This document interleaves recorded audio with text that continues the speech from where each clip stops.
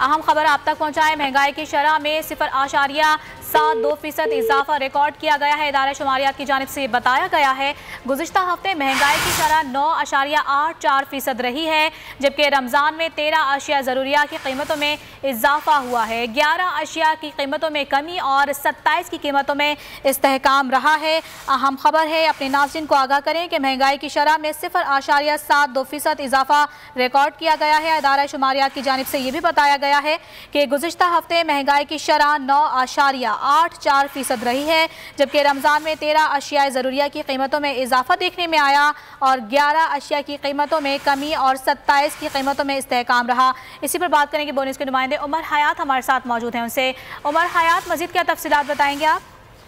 बिल्कुल जी, गुज़िश्ता हफ्ते जो महंगाई की शरह के एदाद शुमार हैं वो हौसला अफजा नहीं है। महंगाई की शरह में जो है 0.72% का इजाफा हुआ है और गुज़िश्ता हफ्ते जो है वो महंगाई की शरह 9.84% रही है। रमज़ानुल मुबारक में 13 अशिया ज़रूरिया की कीमतों में इजाफा हुआ है, 11 अशिया की कीमतों में कमी हुई है और 27 अशिया की कीमतों में इस्तेहकाम रहा है।